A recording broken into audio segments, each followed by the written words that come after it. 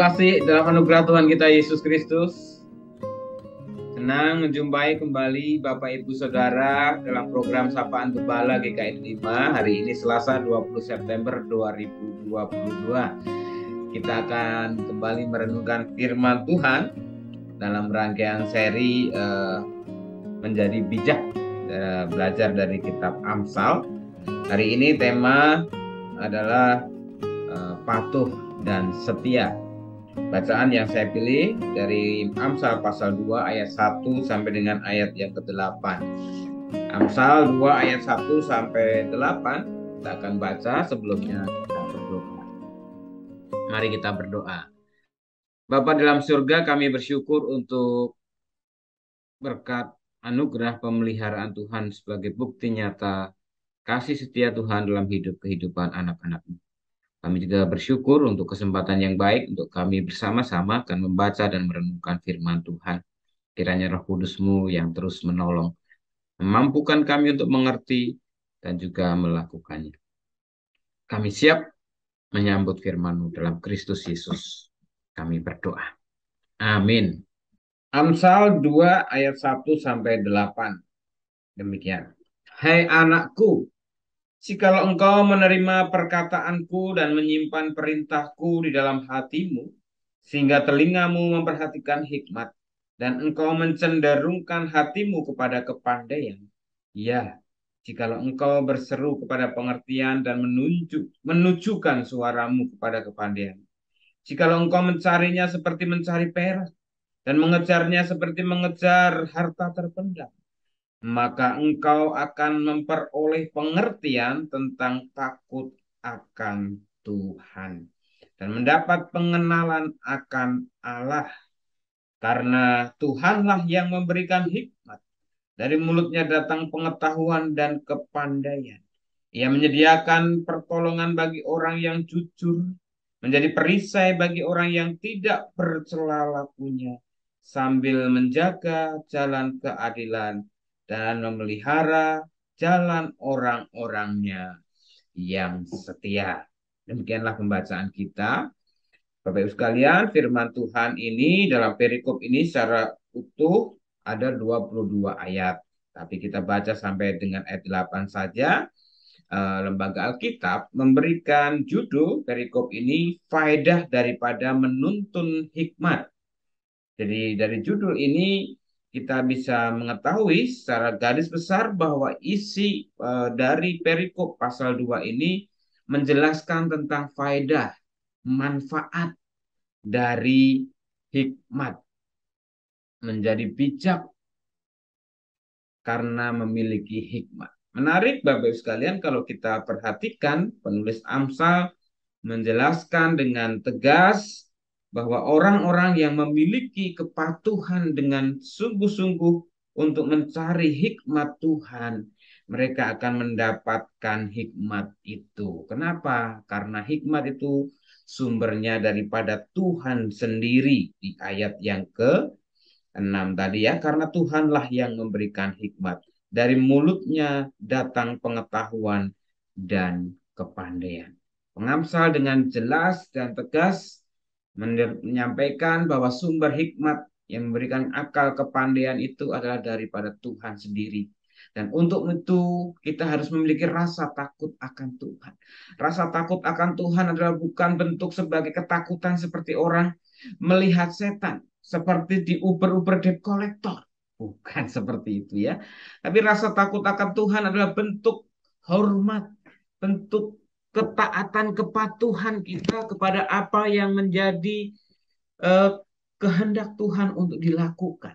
Menarik tadi di awal Amsal menggambarkan orang-orang yang patuh taat, yang sungguh-sungguh takut akan Tuhan itu seperti orang yang berseru, yang menunjukkan suaranya. Jadi setiap perkataannya selalu diarahkan kepada kepandaian. Dia memperkatakan tentang hikmat. Bahkan mereka mengarahkan telinganya, mencenderungkan hatinya kepada kepandaian. Jadi orang-orang yang patuh itu, yang mau mencari hikmat Tuhan, yang memiliki rasa takut akan Tuhan itu memiliki sebuah totalitas ya, bukan sebuah, maksud saya adalah sebuah upaya yang selalu terus dengar-dengaran kepada apa yang menjadi kehendak Tuhan. Mengejarnya seperti mengejar harta terpendam, mencarinya seperti mencari perak. Artinya, bagi saudara, saya mengajak kita membayangkan ini ketika kita mempunyai peta harta karun, di mana? Di situ ada emas misalnya, atau harta terpendam apapun yang memiliki nilai tinggi, nilai jualnya. Pasti akan sangat bersemangat, pasti akan sangat tekun sampai ketemu harta karun itu. Nah, ini relate dengan tema yang hari ini kita renungkan. Bukan hanya patuh dan setia. Kenapa? Karena proses untuk mencari harta terpendam itu seringkali tidak mudah. Bukan hanya membutuhkan hikmat, kepandaian, ketekunan, tapi juga keuletan, pantang menyerah. Karena kalau ketemu sedikit kesulitan, bisa saja menyerah. Nah, orang yang setia mereka akan terus mencari sampai ketemu harta terpendam itu. Ingat, Bapak Ibu atau adik-adik ini khususnya film yang suka mencari film animasi ya, yang pakai tas, kemudian dia suka jalan-jalan dengan monyet. Siapa filmnya? Dora. Iya, Dora selalu menggunakan peta untuk menemukan harta karun itu dan dia pantang menyerah ketika menemukan tantangan kesulitan sampai pada titik di mana harta terpendam itu ada. Inilah orang yang setia, yang terus mau mencari sampai bertemu dengan apa yang menjadi tujuannya itu. Bapak yang kasih dalam Tuhan Yesus Kristus, ada banyak hal yang mungkin sudah kita ketahui ya, tentang apa yang menjadi firman Tuhan untuk dilakukan. Apa yang menjadi firman Tuhan untuk dijalankan. Pertanyaannya sampai sejauh mana kita sungguh-sungguh taat dan patuh melakukan setiap firman Tuhan itu. Misalnya nih, setiap hari kita harus saat teduh. Bersyukur DKI 5 masih menyediakan seperti ini sehingga kita bisa saat teduh bersama ya, membaca firman Tuhan bersama, bersyafaat bersama. Kalau nggak ada doa keluarga, masih bisa nggak? Pertanyaannya, kadang-kadang sudah banyak juga yang tidak mengikuti kembali. Buktinya apa? Penonton, viewers di doa keluarga itu sekarang turunnya sangat drastis dibanding waktu awal-awal pandemi ya. Waktu awal-awal pandemi itu penontonnya bisa sampai 200 gitu viewers ya. Sekarang rata-rata sekitar 80 viewers. Beberapa ada yang 100 tapi itu sangat anomali. Tapi rata-rata antara 80.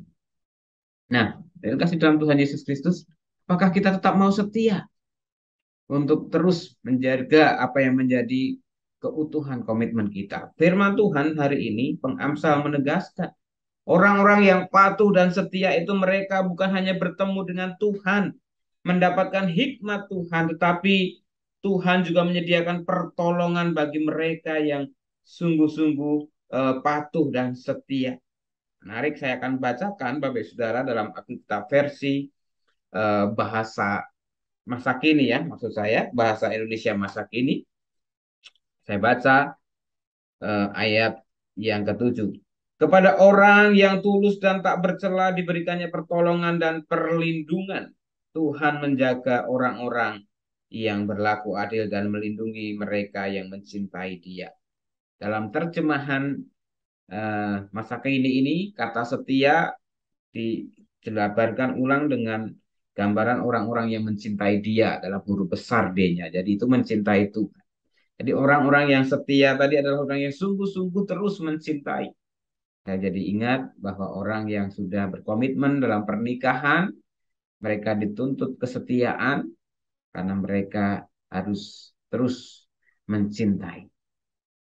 Jadi ini menjadi sesuatu yang sangat relate, saudara. Menariknya yang saya ajak untuk kita perhatikan tadi, kepada orang-orang yang patuh dan setia itu Tuhan menjaga orang-orang berlaku adil.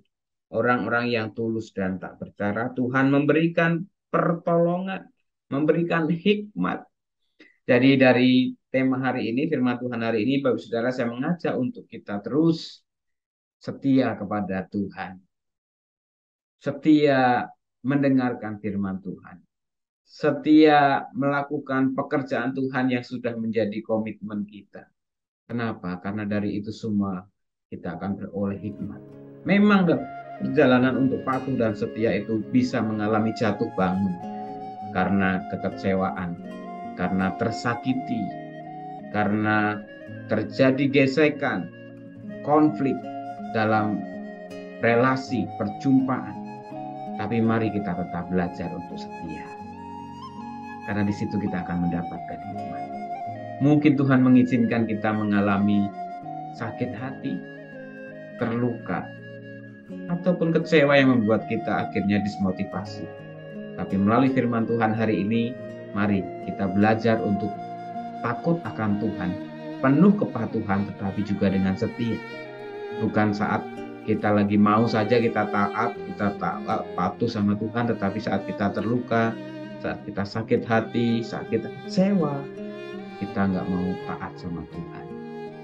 Teruslah patuh dan setia, maka kita akan mendapatkan banyak hikmat Tuhan yang membuat kita semakin bijaksana. Tuhan memberkati.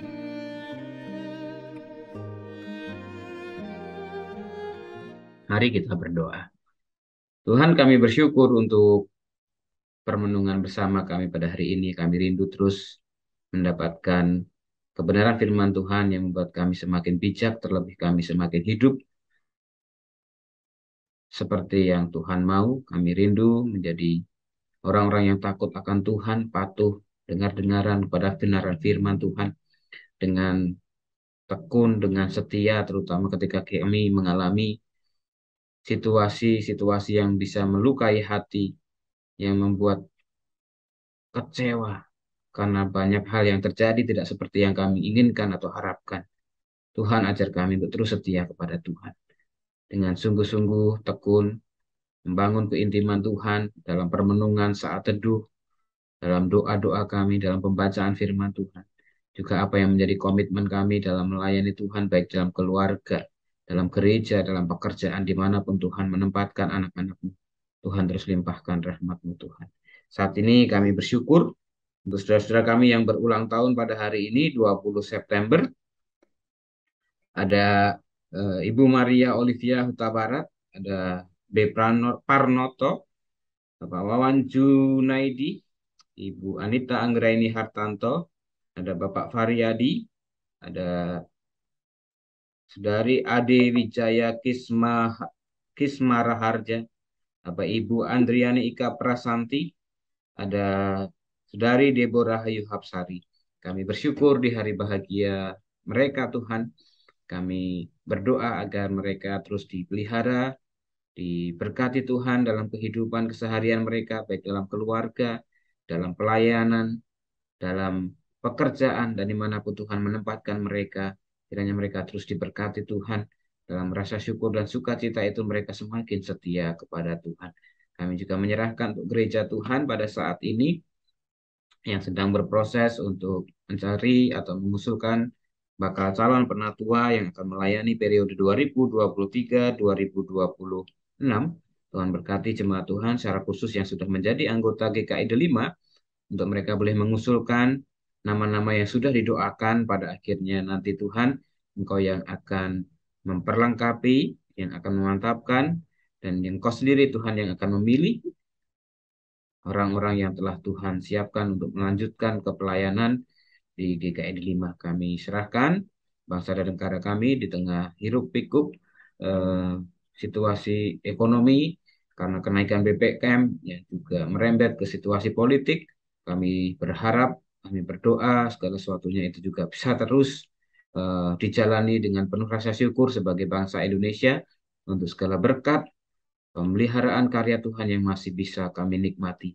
Berkati pemerintah diberikan hikmat bijaksana dalam mengambil keputusan bijakan untuk kemajuan, kelanjutan bangsa negara kami. Terima kasih Tuhan, kami serahkan kehidupan kami ke dalam tangan-Mu. Kiranya kasih setia Allah Bapa, kasih karunia Tuhan Yesus Kristus, dan karya Roh Kudus senantiasa menuntun langkah kehidupan kami. Kami tutup dengan doa yang telah Tuhan ajarkan kepada kami. Bapa kami yang di surga, dikuduskanlah namamu, datanglah kerajaanmu, jadilah kehendakmu di bumi seperti di surga. Berikanlah kami pada hari ini makanan kami yang secukupnya, dan ampunilah kami akan kesalahan kami, seperti kami juga mengampuni orang yang bersalah kepada kami. Dan jangan bawa kami ke dalam pencobaan, tapi lepaskanlah kami daripada yang jahat. Karena Engkaulah yang punya kerajaan dan kuasa dan kemuliaan sampai selama-lamanya. Amin.